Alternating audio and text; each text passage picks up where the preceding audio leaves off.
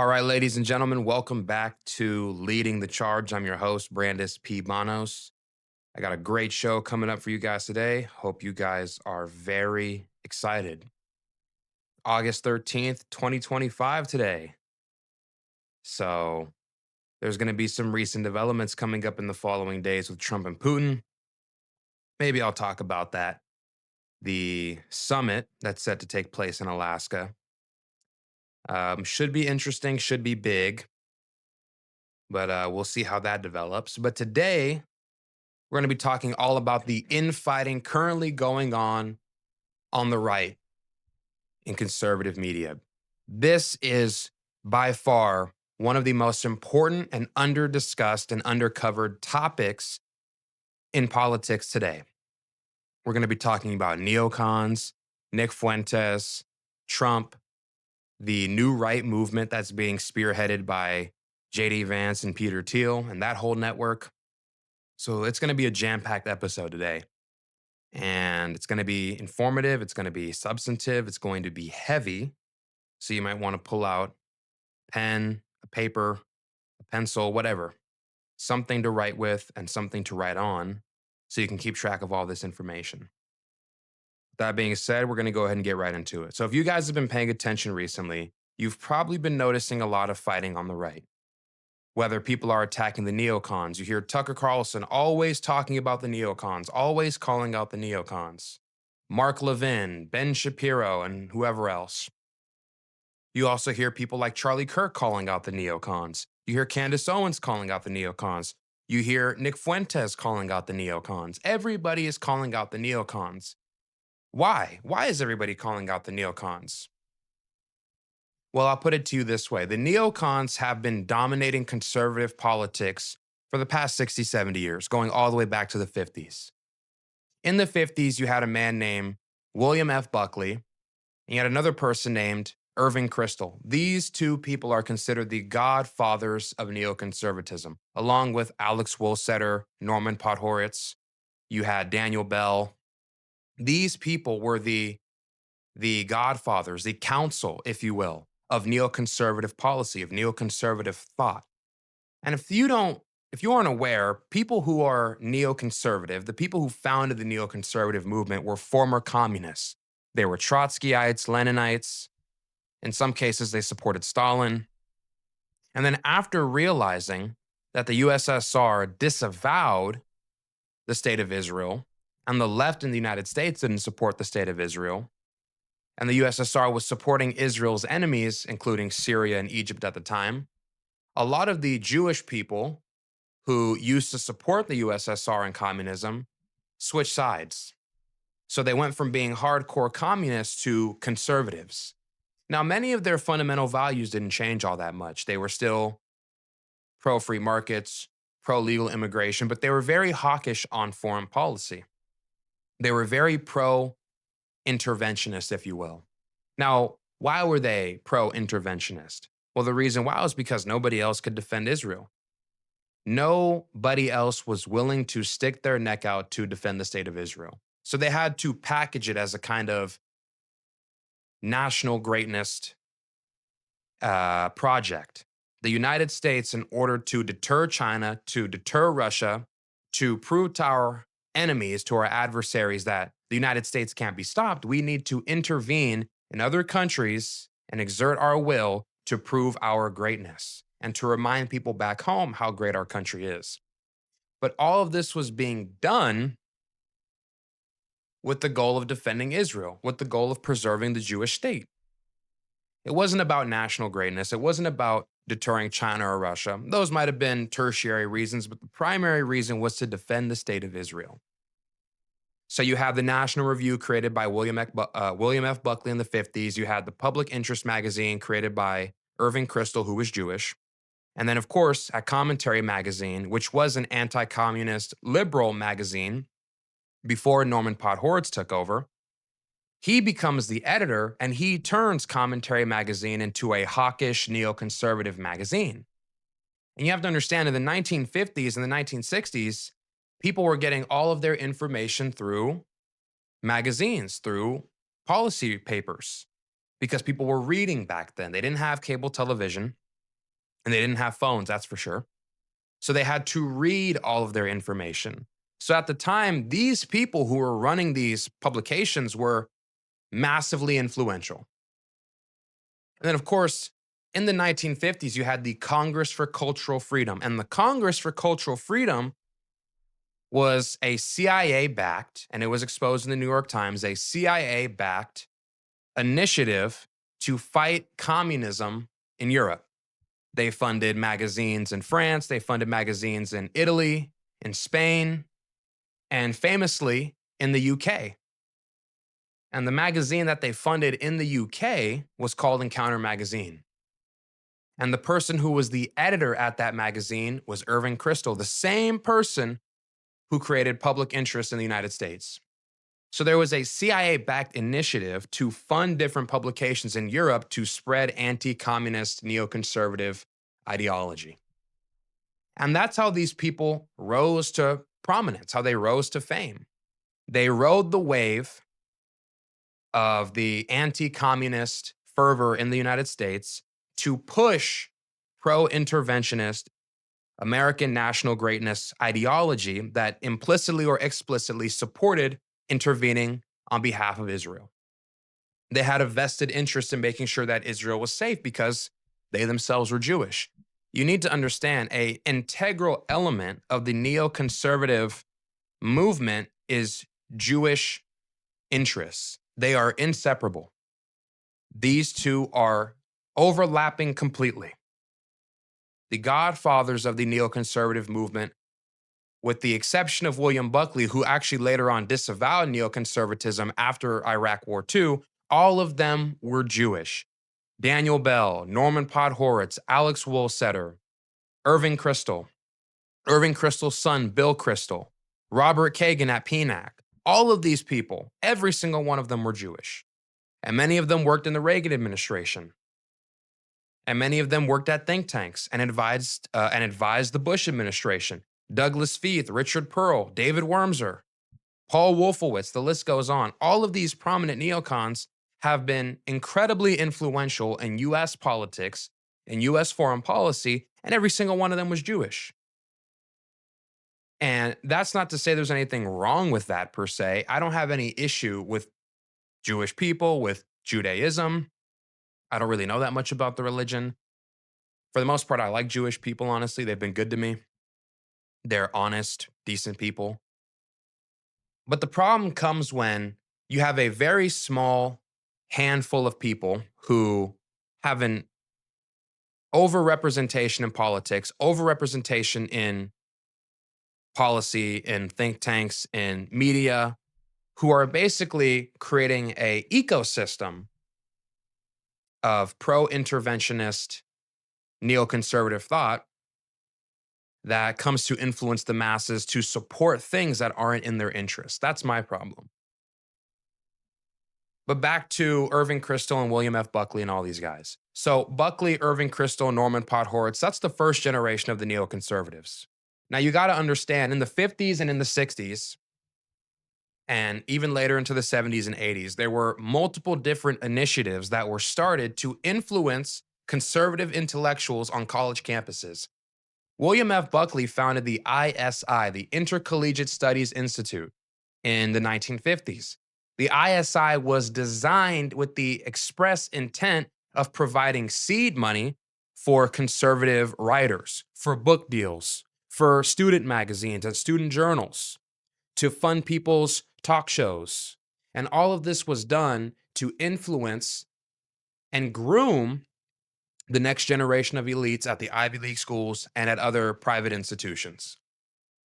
So the ISI seeds millions of dollars in funding to 57 different universities and 57 different publications all throughout the 50s, 60s, 70s, and 80s. And you have to understand, the ISI, created by William F. Buckley, the IEA, the Institute for Educational Affairs, created by Irving Kristol, the MCEA, which is the Madison Center for Educational Affairs, and the Collegiate Network all did similar things. These were organizations that pooled money and used that money to fund people who would support their ideology, who would support neoconservatism. And famously, Peter Thiel at Stanford in 1987 created the Stanford Review. He got his money from William F. Buckley. William F. Buckley created the National Review. One of the most influential writers, and I believe he was a editor at one point, one of the most influential writers at National Review, which to this day still exists, by the way. One of the most influential writers there was Irving Kristol, who was the second godfather of neoconservatism. So you see how all this tracks, you see how all this is connected? The second generation, they got their money. Peter Thiel in 1987 at Stanford, he got his money from the ISI, which was created by William F. Buckley. At Dartmouth, there was the Dartmouth Review created by Dinesh D'Souza. He got his money from the ISI. Yoram Hazony created the Princeton Tory in 1984. He got his money from the ISI. And then we also have John Podhoretz, Norman Podhoretz's son. He created Counterpoint at U Chicago in 1979. He got his money from the ISI. So you have four incredibly influential people. You have Dinesh D'Souza, Peter Thiel, Yoram Hazony, who's running National Conservative now, and John Podhoretz, who's Norman Podhoretz's son. Norman Podhoretz, as I said earlier, was the editor at Commentary magazine, and he transformed it from a liberal to a neoconservative publication, effectively. Incredibly influential, by the way. So Norman Podhoretz has a son, John Podhoretz. You have Peter Thiel at Stanford Review, Yoram Hazony at Princeton Tory, and then you have Dinesh D'Souza at Dartmouth, and all of these people are getting their money from the exact same neoconservatives. They're getting their money from the Collegiate Network. They're getting their money from ISI. And of course, with that money, they scale their operations. They scale their influence. And these people are the second generation of the neoconservatives. And they support intervention, they support Israel, they're hawkish on foreign policy, you get the idea. And then beyond that, after that, you have Tucker Carlson. He begs Bill Kristol to write for the Weekly Standard. Bill Kristol is Irving Kristol's son. Irving Kristol was the godfather of neoconservatism. His son, Bill Kristol, creates the Weekly Standard in 1995 to promulgate hawkish foreign policy, intervening on behalf of Israel. You get the idea. Furthermore, PNAC, Project for a New American Century, I'm sure all of you have heard about it by now. PNAC was created by Robert Kagan, Dick Cheney, and Bill Kristol. So Bill Kristol not only had a publication called the Weekly Standard, which was one of the most influential magazines from 1995 all the way until 2018. Not only did he have that operation, but he also had a think tank called PNAC. And PNAC was basically the court philosopher, the intellectual backing, the architecture for the policy of the George Bush administration, the George W. Bush administration, not H.W. Bush, Iraq War Bush. So you have to understand how all this is connected, from Buckley and Irving Kristol to the ISI, the Collegiate Network, the Institute for Educational Affairs, the Madison Center for Educational Affairs, and how all of them seeded money for the second generation, Peter Thiel at Stanford, Yoram Hazony at Princeton, Dinesh D'Souza at Dartmouth, John Podhoretz at U Chicago. All of them seeded money for that second generation. And then, of course, Irving Kristol had a son, Bill Kristol, who created the Weekly Standard and the Project for a New American Century. He got his money from Bill Kristol, or I'm sorry, he got his money from his father, Irving Kristol. All of it's interconnected. All of them are interconnected. And they fought against any dissident voices. They fought against Buchanan. They fought against Ross Perot. And these people have been dominating the conversation. They've been dominating conservative politics since the 50s. That's until 2016 when Trump takes over. And this is why everybody was in opposition to Trump. This is why Ben Shapiro was in opposition to Trump. And various other conservatives were in opposition to Trump because Trump represented an anti-neocon, anti-Iraq war, anti-establishment figure. That's what he was. He was a complete break from that. He didn't have all these people influencing him. He wasn't groomed by the think tanks and the intellectuals and the policy writers and the foundations and the endowments. He didn't get money from those people. He wasn't groomed by those people. He wasn't of that cloth. He wasn't a neocon. He was something completely different, a completely different brand of conservatism. He was a populist. He was a nativist. He was a nationalist. And he was an underdog in many respects. And there was something about that that appealed to people. There was something about being an underdog, fighting against the establishment, fighting against the deep state, fighting against the intellectuals that touch people's spirit. But then we have 2016 to 2020, Trump is in office. After that, we get Biden. Now Trump is back in office, and people are looking for the off ramp. What comes after Trump? Because when that vacuum inevitably opens up, who's going to take over? Who's going to be the successor? That's the question right now. The neoconservatives want to come back in. Obviously, they're not gone yet. People think the neoconservatives are gone, that they're dead. They're not. They're still there. Nikki Haley, Mark Rubio, the entire Trump administration is crawling with neocons. You have Marco Rubio in there. You got Pete Hegseth in there. There's a load of other people in the Pentagon, in the State Department, who have been working there since the early 2000s. We get the idea. The neocons are not dead. They're not gone. They're just old. They're 70, 80, and up. So who is going to reclaim the throne after Trump is gone? Who's going to be the one to do it? Well, the front runners right now are JD Vance. JD Vance and his entire posse. Silicon Valley, Peter Thiel. That's the cloth that he's cut from. These are the people who are trying to be the successors to Trump's throne. And that is why all of these people are attacking Nick Fuentes. That is my position. That is my belief. We'll get into that in a second. But first, we need to understand who Peter Thiel is. What is Peter Thiel all about? We talked about the neocons. We talked about Trump. Now we got to talk about the new right. So the problem that a lot of people have with the Trump movement is that it doesn't have any long-term ideology. It doesn't have any long-term policy goals. It doesn't have any long-term policy initiatives. It's not coherent. It's not cogent. It's this random wrecking ball, fight the system, break everything, wreak havoc, cause chaos. But there is no stability. There is no premise. There is no ideology. It's just populism, nativism. It's all based on emotion. Charles Sykes said as much in 2018. And Charles Sykes is a intellectual, conservative-leaning, right-of-center writer. So the biggest criticism of Trumpism from the new right is that it lacks a vision. It lacks coherence. It lacks policy. And they aim to remedy that. Enter JD Vance, not Peter Thiel.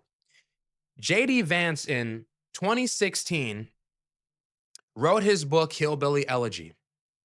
And he was talking about his experiences as a kid, his experiences growing up. He was talking about the way people thought, the way people behaved in his Rust Belt town in Middletown, Ohio, where he's from.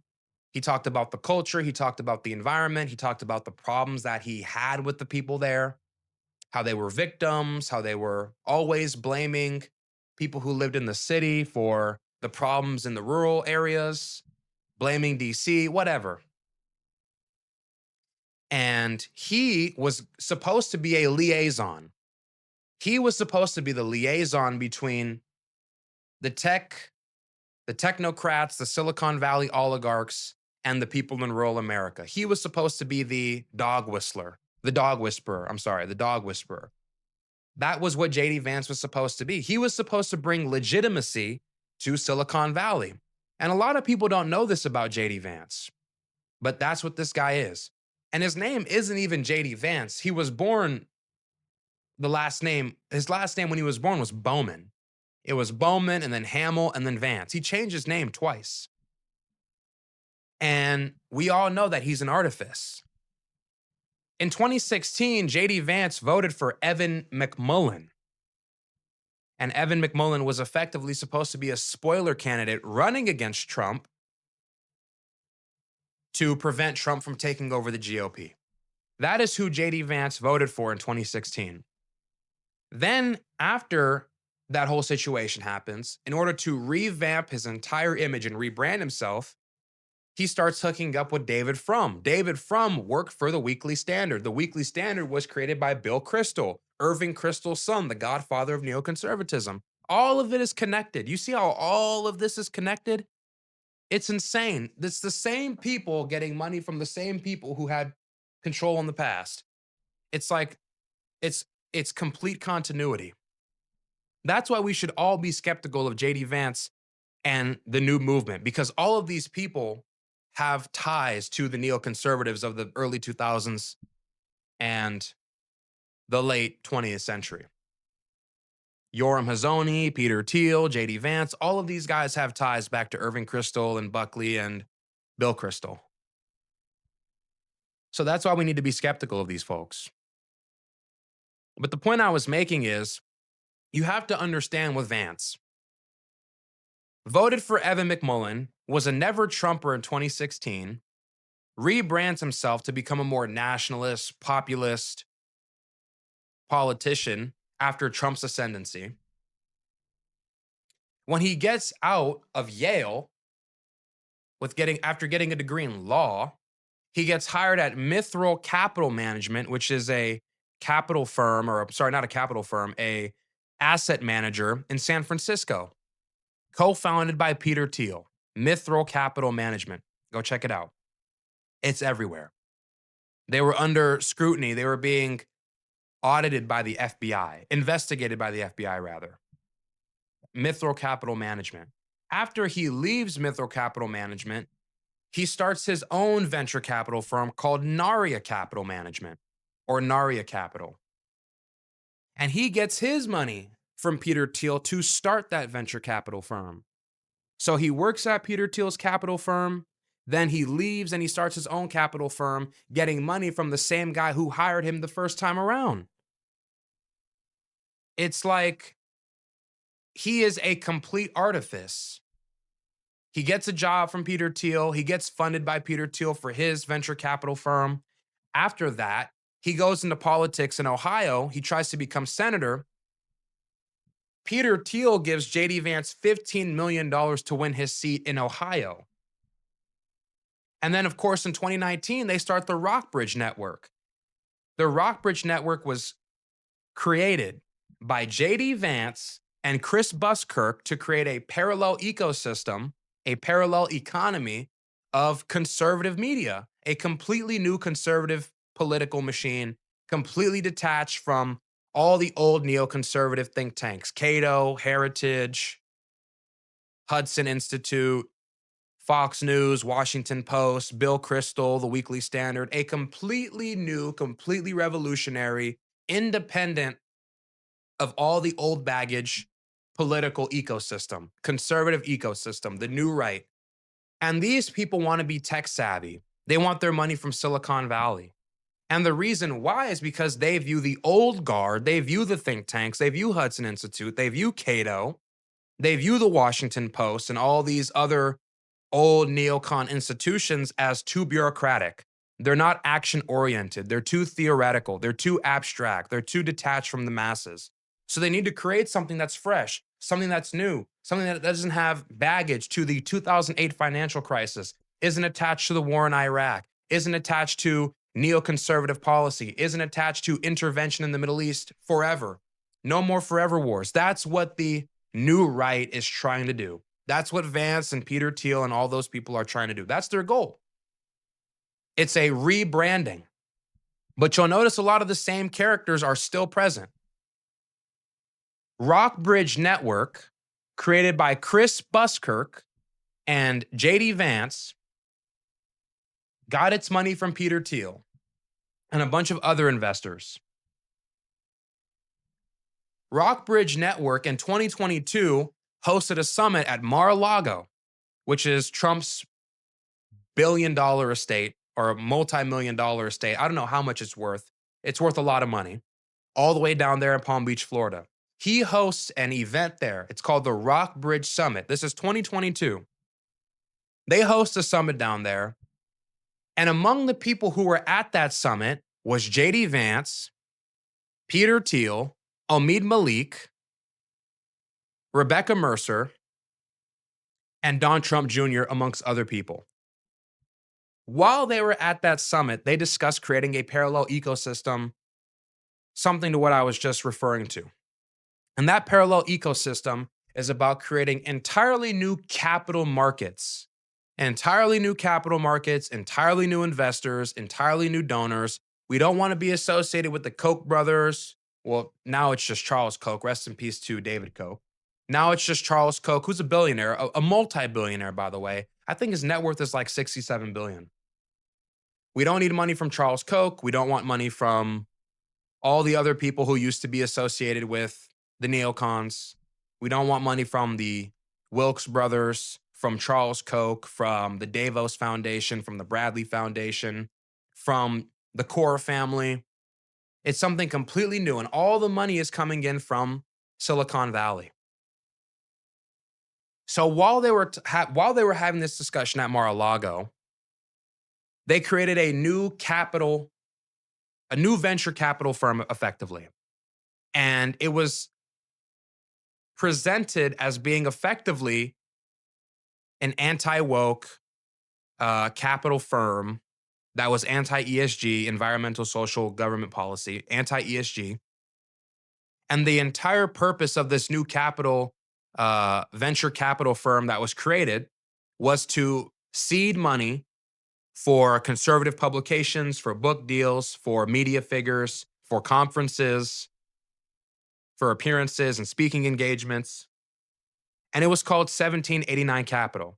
So if you're not following, let me just break it down for you one more time. You have JD Vance and Chris Buskirk. In 2019, they create Rockbridge Network.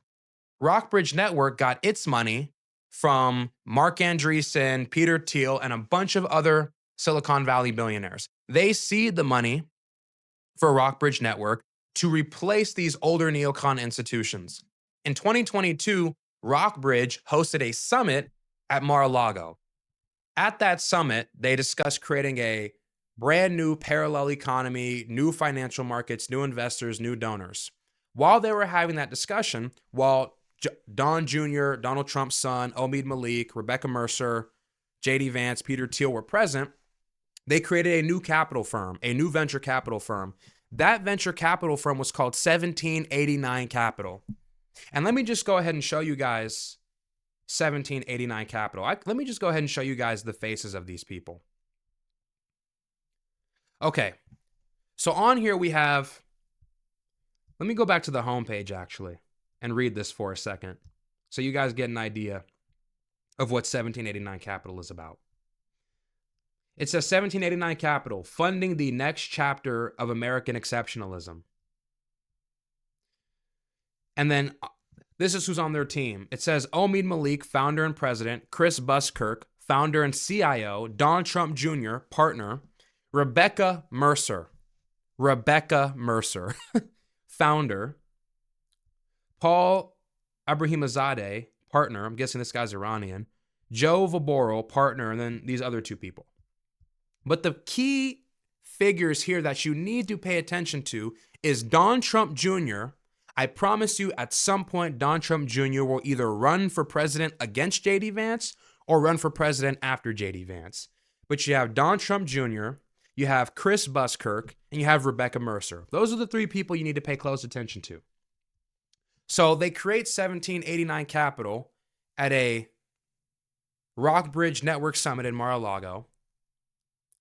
And guess who they give their money to? You will never believe who 1789 Capital gives their money to. The most prominent person they give their money to.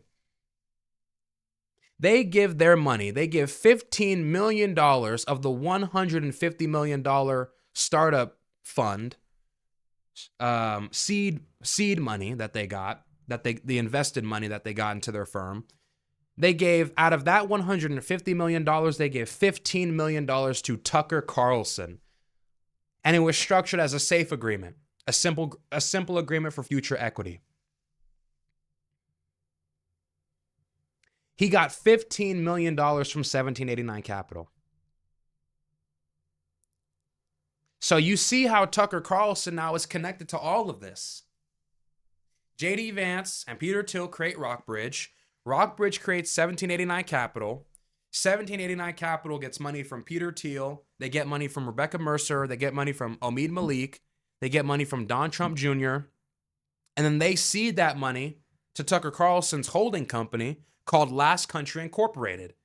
Last Country Incorporated is the company that owns Tucker Carlson Network.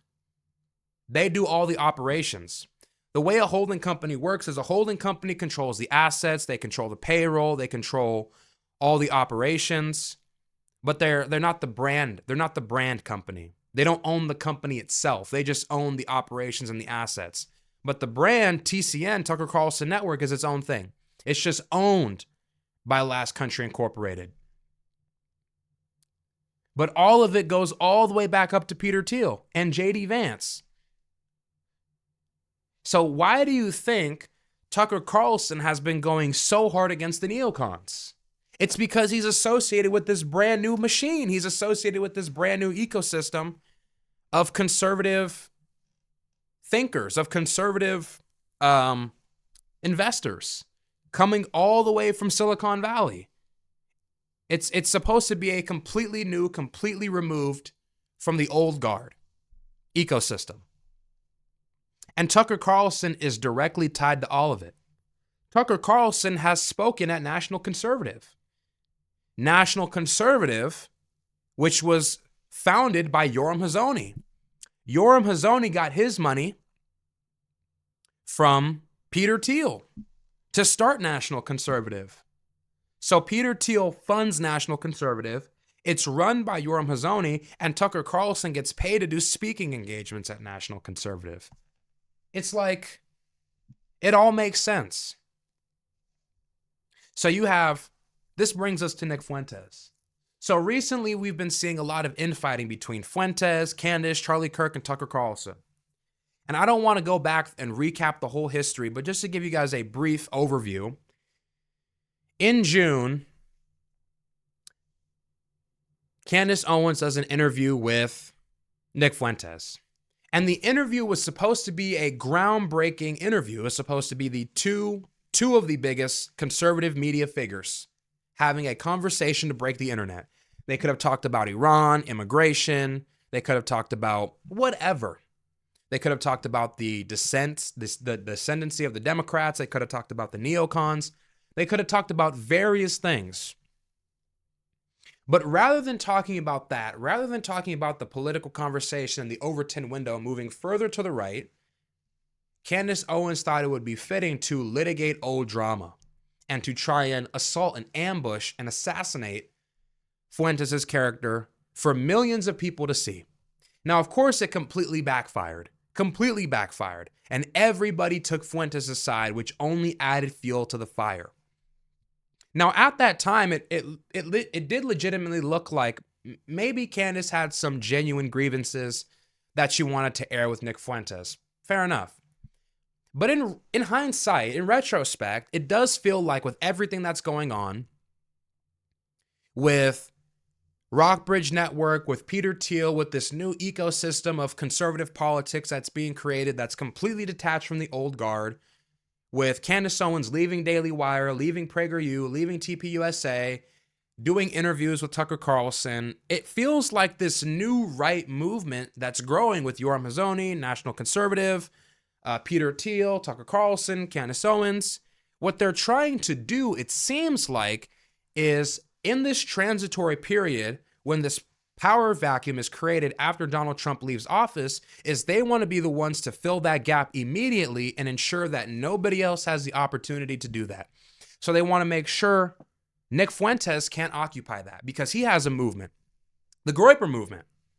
It's white nationalist, which I don't agree with, but it's a white nationalist movement, anti-immigration movement, Christian nationalist movement.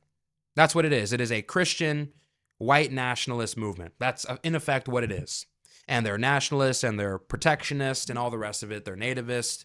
Every other ist you can think of. They're racist. So That's the reason why when Trump leaves, you can't have this parallel movement with completely alien values jockeying for position in the next administration. So they have to assassinate Fuentes' character. Now, this might be a stretch. Maybe Candace Owens has nothing to do with any of that, and I could just be speculating, and that's entirely possible. And if I'm wrong, I will admit that. But when you connect all the dots, it does seem that way. I'll just be honest with you. It does seem like that's a possibility. Because I'm sure they all know that this is a problem. And we'll get back to this in a second. We'll get back to talking about Fuentes and whatnot. But there's something that you guys need to understand. Tucker Carlson, Milo Yiannopoulos, Candace Owens, Charlie Kirk, all of these people have gotten rich, incredibly rich from conservative politics, from speaking engagements, from appearances, from meet and greets, from book deals, from their contracts with whatever company that they worked for, with investments. I mean, these people are filthy rich. I was going through the tax filings from PragerU in 2019. In 2019 alone, just from her contract with PragerU, Candace Owens made $445,626 just in compensation from PragerU. And that was in the year 2019. In 2017, 2018, and 2019, she worked with TPUSA. At first, she got hired on as the director of urban engagement. Then she got promoted to be the communications director. Then she left. She went on to work with PragerU. She worked there from 2019 until 2021. She left PragerU, and then she went to Daily Wire.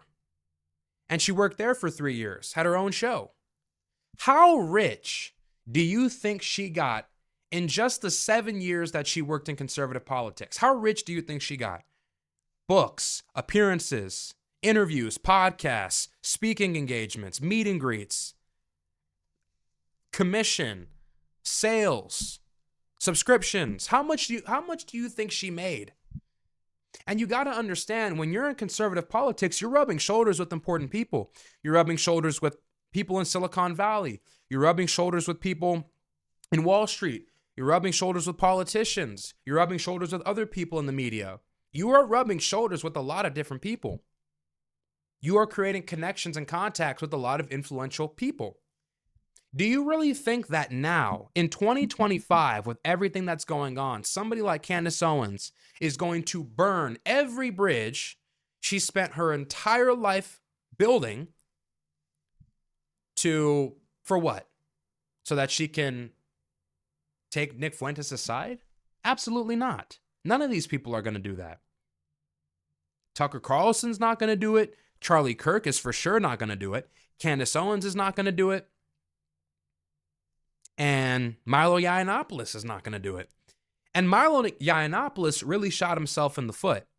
But you got to understand, Charlie Kirk got his money for a long time from the Koch brothers through Donors Trust. They gave their money to TPUSA.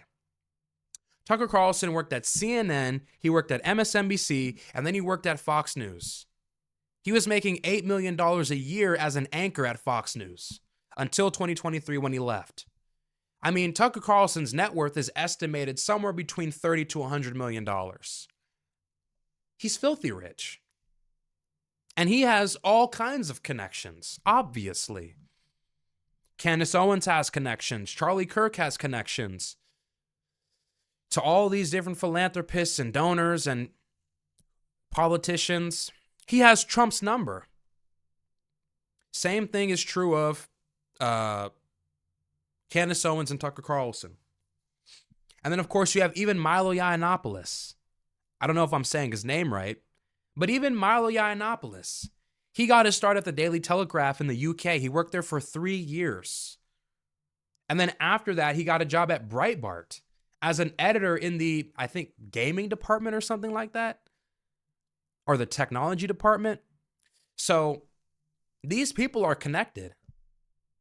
In 2018 or 2017, one of the two, Milo Yiannopoulos had book deals. He had a book deal with Simon & Schuster. He had speaking engagements at CPAC. And then, of course, he did all this wild stuff. He downplayed, you know what. There was the whole situation with I forget her name. It was Leslie something. And then you have the situation where there was that leaked audio of him downplaying pedophilia, and then he started associating with the alt-right and Richard Spencer and all this kind of weird stuff, and he started hooking up with Kanye West. So he shot himself in the foot. He ruined his own career. But do you really think it's impossible? I mean, Candace Owens, like 2 days ago, did an interview with Milo to throw Nick Fuentes under the bus. Do you really think it's implausible that Milo Yiannopoulos could be reformed? She reformed Harvey Weinstein. She might try to reform Milo. Is it that weird? That's why when Nick says there's a lot of weird stuff going on, as much as I disagree with Nick on just about everything, well, not everything, but a lot of things, I got to agree with him. This is weird. I've never seen the conservative movement this rattled. Candace Owens is crashing out on Twitter. I've never seen it this bad. Candace Owens typically ratios everybody. She was seen as the goddess, the black queen of the conservative movement for like 7 years. She was royalty. She was royalty. Candace Owens has always been more base than we give her credit for. That's the weird thing about Candace. Like, she said she had that whole infamous comment with Hitler and, the whole thing she said about Hitler not wanting to be a globalist. If he was a nationalist, it wouldn't have been bad, but he was a globalist. Whatever. There was that infamous clip. So she's always been pretty out there. You know what I mean? She's always been like pretty radical. That's a pretty radical thing to say. That's not something you hear from your average neocon. You wouldn't hear someone like Mark Levin or Bill Kristol say that. I can promise you that much. But anyways, the point I'm making here is that Candace, Tucker Carlson, Milo, Charlie Kirk now, these are the 4 horsemen and a woman. 3 horsemen and a woman. That sounds funny. Who are trying to transition away from Trumpism to something different. And you got to understand, all of these people are young, okay? Candace Owens is in her 30s. Milo's in his 30s. Tucker is 56 or 57. He's a bit older, but he's going to be around for a while. And he has children who work with J.D. Vance. His son works with J.D. Vance at his capital firm. And Charlie Kirk is young. Charlie, Candace, Milo, they're all young. And Tucker Carlson is in his mid-50s. So all of these people are going to be around for a while. And Nick is also young. Nick is like 26 or 27. You got to understand, post-Trump, all of these people who are 26, 30, and Tucker Carlson, they're going to be jockeying for position. This is going to go on for a while. And we all need to grab our popcorn because this is going to be an interesting time. I'll tell you that much. Times are getting wild. Wild. It doesn't look at all like we're going back to something more stable, back to something more reasonable. We're not going back to libertarianism. We're not going back to neoconservatism. We're not going back to generic neoliberalism. That's over. That's done. The people on the new right fashion themselves as national conservatives. Nationalist. That used to be a bad word. Saying you were a nationalist used to be a bad thing. Now, if you're not a nationalist, you're like pro-Israel. You know what I mean? So we're moving further to the right. And that only really plays into somebody like Nick Fuentes' favor because he's further right than all these people. He's kind of had to rehab himself a little bit. He stopped saying the N-word as much on his stream for PR optic reasons. And I pick up on small things like that. And he stopped being as racist overtly on his streams as he used to be. But that aside, you got to understand, this is going to be the battle. It's going to be the alt-right, white nationalist, Christian nationalist right versus this new right. led by Peter Thiel and JD Vance and Yorm Hazoni and whoever else is in that camp. That's going to be the battle post Trump. I can see it already. It's already unfolding. That's why they're trying to strangle Nick Fuentes in the crib before he surpasses all these people, before the Groypers overtake all these people. That's what's happening here. That's the reason why August 1st, like 12 days ago, Tucker Carlson and Candace Owens interviewed, and halfway through, they started talking about how Nick Fuentes is a gay kid in his basement in Chicago. And then, of course, Fuentes launched that insane counteroffensive. He tore into Candace. He tore into how she's a hypocrite, how she got all her money from PragerU and TPUSA and the Daily Wire. And he tore into how she married some British guy who is connected to British royalty. And how she hasn't really struggled. And how she hasn't really been through anything. And how she has no right to call anybody like Nick out and wave her finger at him for not being married. And then he exposed Tucker for being in the CIA and lying about it. And this whole situation went from 0 to 100 real quick. Real quick. People are calling into Charlie Kirk's show. They're calling into Real Voice of America saying, why aren't you debating Nick? Why are you running from Nick? Why are you scared? Ben Shapiro, to this day, 7 years later, still refuses to debate Nick. Ben Shapiro is done. He's dead. He's irrelevant now. Ben Shapiro is getting like 80,000 to 100,000 views a video. He has 7 million subscribers. This dude was like a god 5 or 6 years ago. And then because of everything that's happened in Israel, he's done. He's over. Over. He is a relic of the past. Anybody who's paying attention knows this. Ben Shapiro is toast. He's cooked. He's like the arch. He's like the arch neocon. And I'm sorry, I hate to be this blunt, but Jewish people have lost their capital in American politics because of everything that's happened in Israel in the past 2 years and everything that's happened with our government. People are talking about AIPAC. They're talking about the John F. Kennedy assassination. They're talking about 9/11 being set up by Mossad. They're talking about Israel selling our military equipment to China. They're talking about Israel spitting on Christians in the Holy Land. Tucker Carlson is talking about this. Candace Owens is talking about this. Yo, it's over. You can't in good conscience convince anybody to support anything Israel does anymore. Absolutely not. And claim to be America first, there's no way. So we're moving further to the right. It is inevitable at this point. And we all need to buckle up for it. Because me personally, look, I'll just give my take. I'm like a protectionist libertarian, okay? I personally really don't care that much what other people do in their personal lives. It's not really a concern to me. I am more socially conservative. I do like the idea of social harmony. I think people should dress well in public. I think people should be respectful in public. I think people should have manners.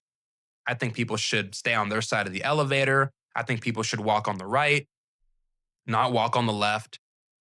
I mean, certain basic tendencies, certain basic habits, those things are important to me. Those things to me are emblematic of a society that is respectable, a society that is connected, a respectable society.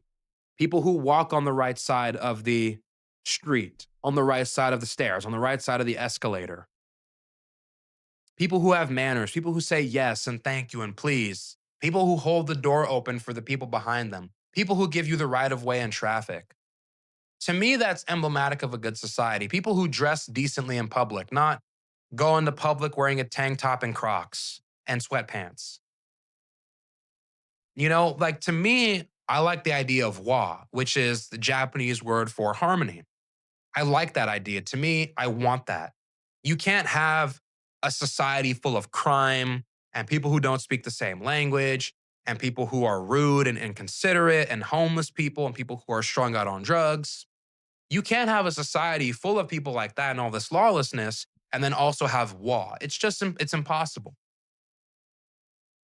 But at the same time, I'm also not somebody who is like, we need to enforce Christian values on people. We need to do it this way. Like, to me, that becomes draconian very quickly. And I'm also not in support of that because there's a slippery slope there. Things only get more totalitarian, especially with all the technology that exists now, with the robo dogs and um, self driving cars. It's just, I have my limits. So the thing is, like, my personal opinion is like, look, I I don't want to see Fuentes win. As much as I respect Fuentes, as much as I like Fuentes, I don't trust the guy at all. I genuinely believe that there are a lot of people in Nick Fuentes' camp who are more to the right than he is. And he kind of emboldens those people. And he kind of, in a roundabout way, creates fertile ground for more extreme figures to climb the ranks. And it could be anybody who I'm not aware of. But I think in a world run by people like Nick Fuentes, it's hell for people like me. First off, I wouldn't have any rights. I wouldn't have any political power or any political influence. That's for sure. They're not going to let Black people or Hispanic people have talk shows or influence politics. Absolutely not. Not in his white nationalist society. There's no way. Absolutely not. A lot of these people would also probably, given their track record of supporting federalizing particular cities, it wouldn't be that surprising to me if they use the army or military weapons like drones to attack crime, high crime areas. I would not be shocked if they use like a drone to blow up a project building in Chicago. I know that sounds extreme, and it is, but like what I'm saying is the way these people think, these people don't view Black people or brown people as fully human. At least I don't get that impression. So I don't trust Fuentes at all. I do like the guy and I do respect what he's doing, and I'll get into that in a second. But I don't want to see a guy like Fuentes win. Okay. I'll just be honest. And I feel like he's sanitized himself a bit.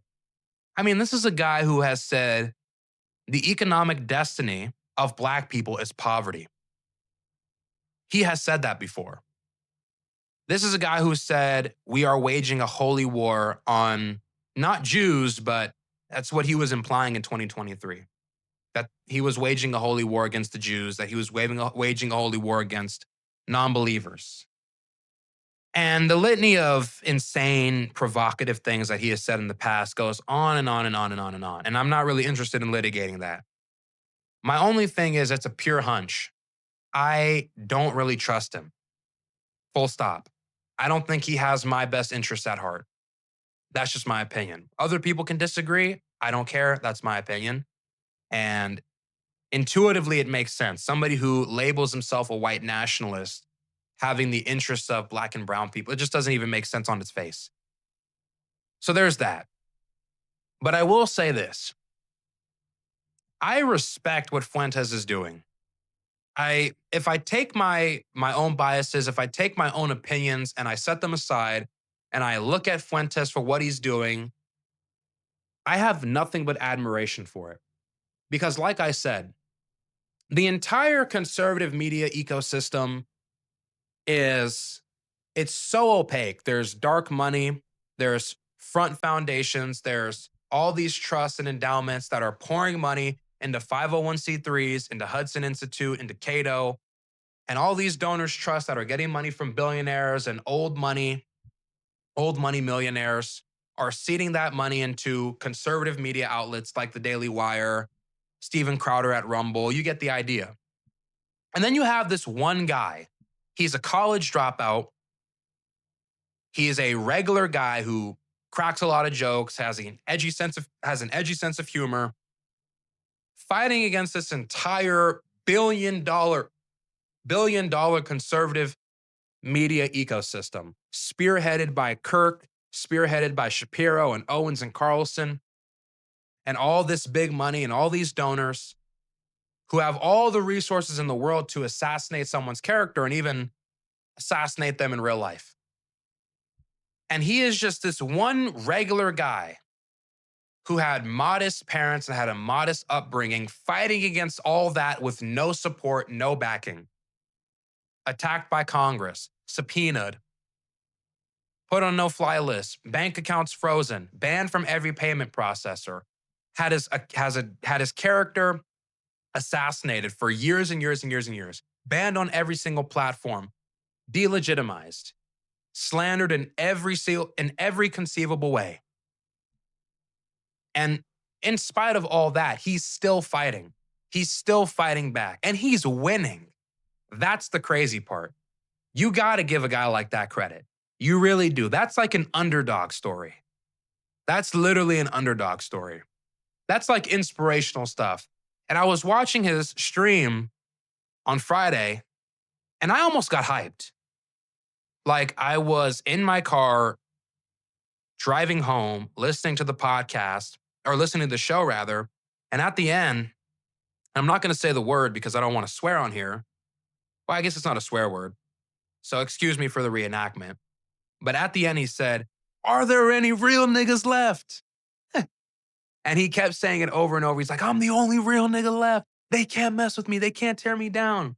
And he was talking about Milo bad mouthing him, Elon Musk saying he was a Fed, Candace Owens slandering him, Charlie Kirk refusing to debate him, Ben Shapiro running away and slandering him, Tucker Carlson slandering him, all this slander coming out of nowhere, Elon Musk bad jacketing him, insinuating he's a Fed.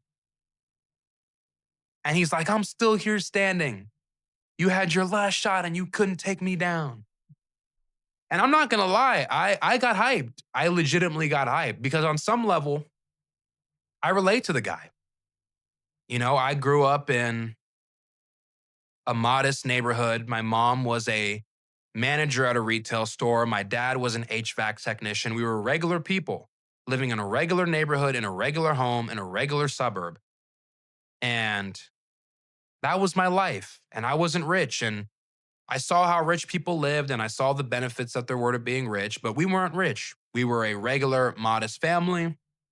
We had a modest life. And we had to fight for scratch and claw and fight for everything we had. Any new car, any new house, a house with a pool or anything. A house with a pool was like a godsend to us. And we're just regular people, regular American family, growing up in the South. And now I'm pursuing my dream in politics and media. And I see a guy like Fuentes, and I'm like, me and him have a lot in common. You know, I disagree with his ideas vehemently. I don't like tribal politics in the way that he presents it. I'm more of a principled type, I like to think. But I relate to him on some level. Underdog, regular, tough environment, you know, modest lifestyle, middle class. Parents didn't have extravagant jobs. We weren't Nepo babies. We weren't born in DC or New York City. Like, we didn't have ties to Wall Street or big business or Capitol Hill. Like, we're just regular dudes who are giving our opinions on politics and calling out the BS and trying to relay something to a broader audience to help you guys make sense of it. That's why I'm here. That's my goal, to inform you guys, to share my opinion with you guys, to keep you guys up to speed, to show you guys what's happening to this country and who's behind its decline and how we can fix it and how we can save it and who to vote for. And like, I see a lot of my background and my story in Nick. And I relate to him on some level. And that's why seeing him fight back against all these people and succeed and win, it's like inspirational, you know? Regardless of my opinions about the guy. And yeah, it's crazy times that we're living through. It's crazy times that we're living through with everything that's happening. But I will give a shout out to Nick for keeping all of us up to date with Palantir, with JD Vance, with Tucker Carlson and his ties to the CIA and how all of this is just wild and how we should be skeptical to all about all of it. And I will give a shout out to Nick here because this video and a lot of the information in this video about the neocons and about JD Vance, besides the Rockbridge stuff in 1789, a lot of the stuff that I said in this video came straight from Nick Fuentes' stream last Friday, where he exposed everything from Buckley and Irving Kristol to Dinesh D'Souza and Yoram Hazony and John Podhoretz and Peter Thiel to Bill Kristol and the Weekly Standard and National Review and the CCF and the ISI and the Collegiate Network and the Institute for Educational Affairs, and how he tied all of it back and tied all of it together, and how all of it is literally inextricably connected to Jewish influence. And by the way, this is the last thing I have to say because this is important. I want to make my opinion on this very, very clear. I have absolutely no problem with Jewish people whatsoever. I want to make that abundantly clear. I don't want to wage any kind of holy war against Jewish people. I don't care about that. That is like so dumb to me. I am a outcome-oriented, principled person. I want to see good results and I want to see things that benefit the average American. That's what I care about. I care about the average person's standard of living. I care about things that are going to benefit our culture, that are going to benefit our society, things that don't just serve the interests of Israel or Capitol Hill and the ruling class. Because they will let us die. I promise you they'll let all of us die. But I will say this much. As far as Jewish people are concerned, Jewish people have had a rough go. That's just the truth. Holocaust, everything that happened with the invasion of, with the downfall of the Kingdom of Israel and the Kingdom of Judah, and everything that they experienced in Europe and in Russia and under the Holy Roman Empire. We get the idea. Jewish people have had a rough go. And I want Jewish people to have their publications and their magazines and to be influential in society and to have good things. They are good in entertainment. They are very intelligent people. They are decent people for the most part. My problem is just simply this. This is my only grievance. It has nothing to do with Jews. It has nothing to do with Judaism. That's not my concern. My only problem is you have a group of people who are Jewish, and for whatever reason, well, for obvious reasons, that motivates them to advocate for policies that are not in the best interest of America, but are in the best interest of Israel.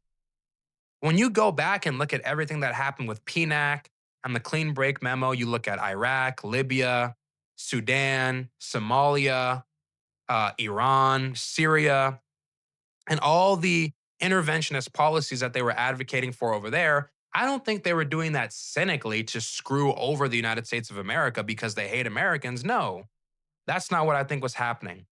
They wanted to go into Iraq because Iraq was located in the center of the Middle East and it was connected to the Persian Gulf and it was an oil-rich country.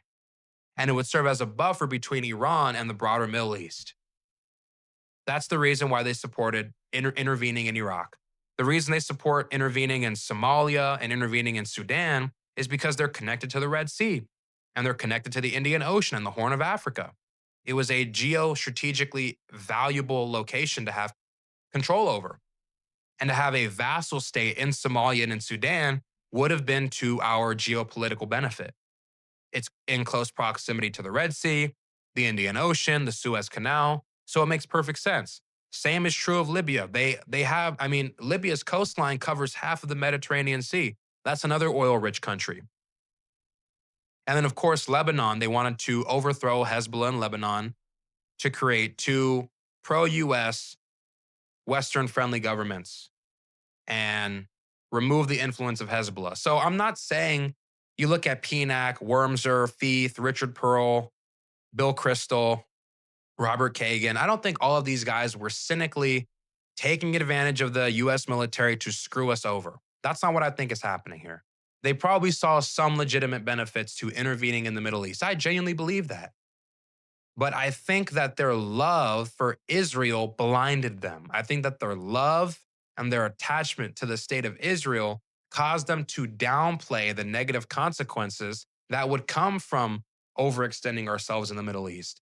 And it has nothing to do with them It's not because they're Jewish or they're this or they're that or they want there's this big conspiracy. It's none of that. They had genuine motivations and genuine reasons for intervening there and using PNAC as a ideological pipeline to do so. But we do need to have a reckoning here because it's ridiculous. Israel is a country that spits on Christians, that blows up churches, that kills innocent people, that sells our military equipment to China, that refused any kind of cooperation with the Reagan administration, that continues to expand settlements in the West Bank, that ruins the United States relations with the Arab world, that ruins our international and global credibility as a purveyor of justice, as a purveyor of morality. They're completely disrupting the international order. They're delegitimizing us as a country. They're making us look bad. They're like an albatross around our neck. They went against Reagan. They have no respect for our country. They have no respect for our presidents. Netanyahu comes to Congress and he gives a speech and gets a standing ovation from like 35 members of Congress without Obama's approval. It's a foreign head of state coming to our country, giving a speech to our politicians on our television stations in complete denial of what the president of the United States had to say. Regardless of how you feel about Obama, that is a blatant sign of disrespect. You can go all the way back to the Reagan administration. They invaded Lebanon. They bombed Iraq's nuclear program. They expanded settlements in the West Bank. They annexed the Golan Heights. They stole our nuclear technology. They have no respect for us. That's my fundamental problem with this country. That is the reason why I don't care about what happens there, to be honest with you. And nobody else in this country does either. There's only a small fraction of people who do, and it is the Bill Cristols and the Irving Cristols and the Daniel Bells and the Norman Podhoritzes and the Robert Kagans and you get the idea. And they have been running the show since the 50s.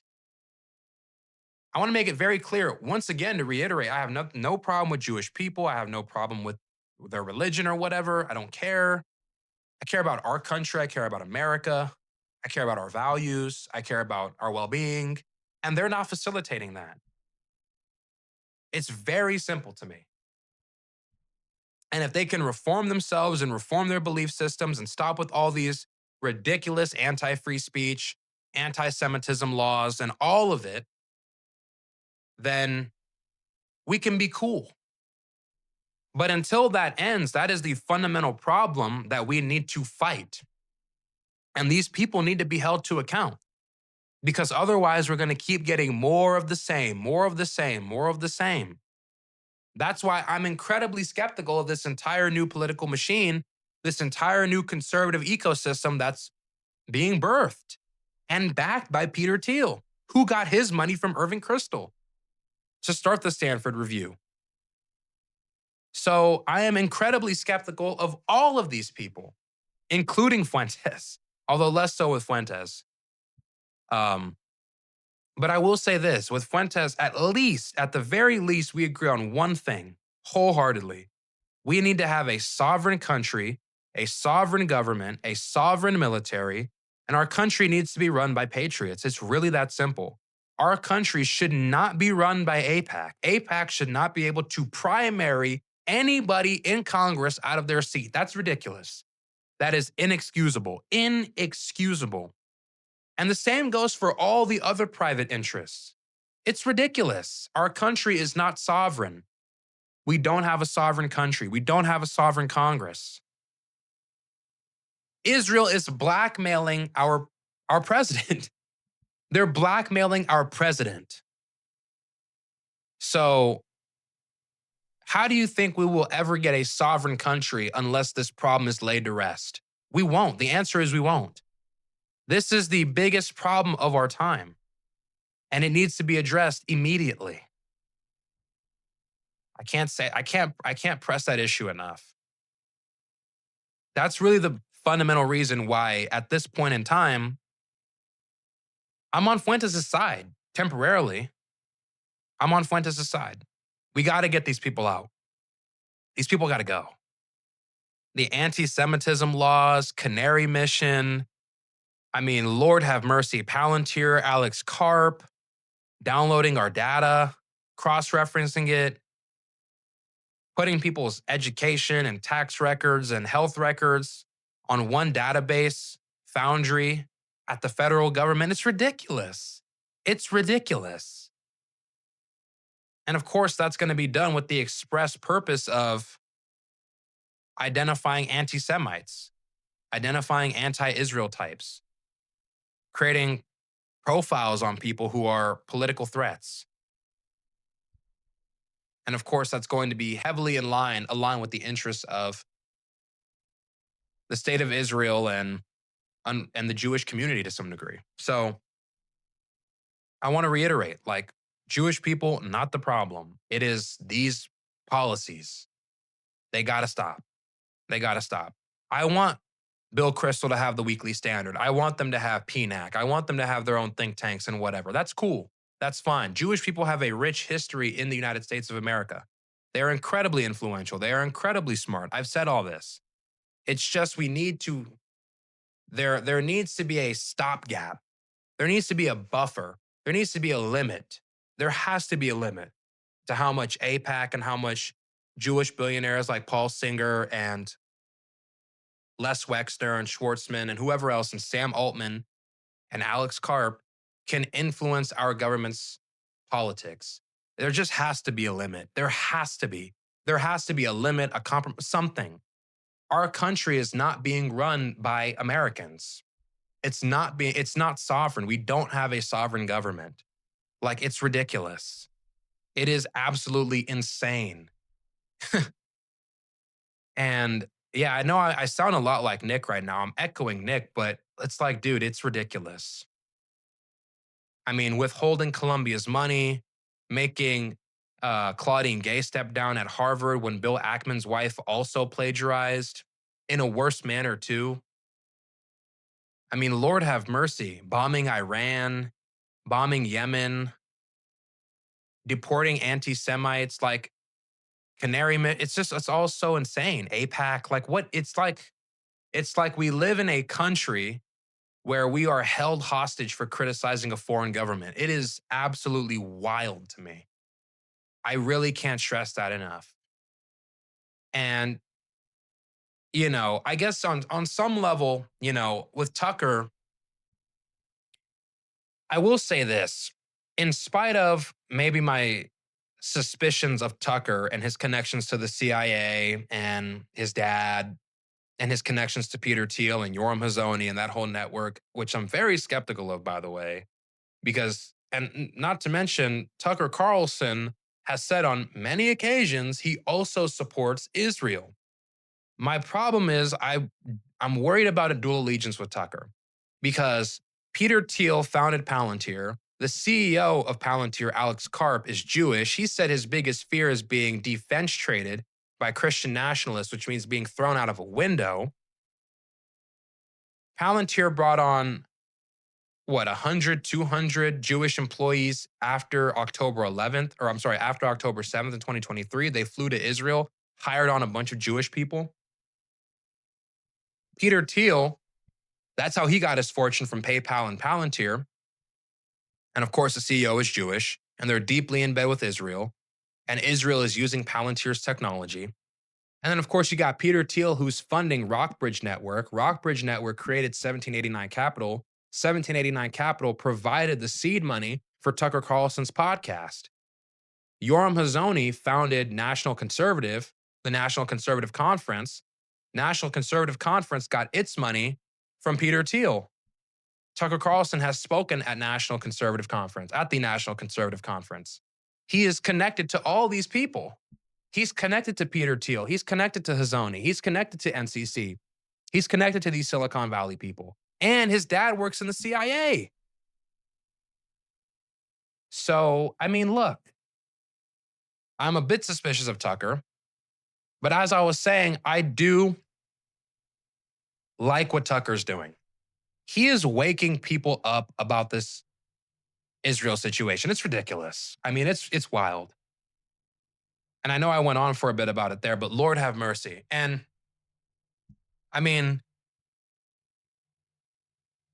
he dropped this video with the nun with this what's her name? Agapia? I think her name is Agapia. She's a nun. She's a Greek Orthodox. And she was talking about how this entire idea of Palestinians being the biggest terrorists and biggest threat in the West Bank, and how it's all a lie, and how we've been conditioned to hate Muslims and all this kind of stuff, and the threat that Israel poses, and how Israel is blowing up churches and spitting on Christians over there and spitting on nuns and saying all these terrible things about Christ. And you get the idea. He's bringing all that to light. He's waking up the American lay, the lay American. He's waking everybody up. I think there's value in that. I think that's good. I think that's a positive development. I think on the whole, that's good. I'm just saying, when we're talking about who's going to be the successor to Trump, I don't know if I wanted to be Carlson and that whole group of Rockbridge Network associates that are all getting money from Peter Thiel. Like, I don't know if I trust those people. We need something pure. We need something American. We need something that is not just private interest. We need something grassroots. We need something that's not just private interest and Silicon Valley money and all these connections to Mark Andreessen and Palantir and Peter Thiel. We need something different. We need something that's alternative. We need something that's real, authentic. And as much crap as I give Fuentes, you got to give the guy credit. He's real. He is authentic. He is a one of one. All of these people are not. JD Vance, his entire career was built through Peter Thiel. His job at Mithril, his startup venture capital firm Naria, got money from Peter Thiel, got his first job because of Peter Thiel. His Senate seat in Ohio in 2022 was because of Peter Thiel. Rockbridge Network got money from Peter Thiel. It's insane.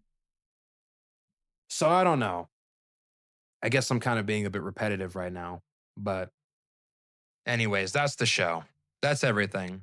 I hope I brought some light to this whole situation. Rockbridge, 1789 Capital, the new conservative ecosystem that's being built, and I'll probably end up circling back to all of this in the future. This is not the last time I talk about this. I promise you, it's not. Because this is by far the most important conversation in America. Who is going to be running this country in the future? Who is going to be calling the shots? That is the most important conversation in this country. By far, nothing comes close. Not even close. After Trump, who is going to grab the torch? That is the most important conversation in this country if you care about it at all. So anyways, that's all I had to say about that. I hope you guys enjoyed this video. If you liked it, subscribe, share this video, please. I did a lot of studying and a lot of prepping for this video. So please share, please like, please subscribe, please comment and let me know about how you feel about the video. But until further ado, I appreciate you guys very much. And I'll be back with more videos. I've been struggling with content ideas for the past week and a half, 2 weeks. You know, I want to talk about Taiwan. I want to talk about geopolitics, but I want to talk about stuff that's important and stuff that's current as well. So, and I'm still refining my speaking skills. I'm still refining my ability to tie ideas together. So be patient with me. But anyways, that's all I got for today, guys. Like, subscribe, leave a comment, share. And until further ado, I'm out.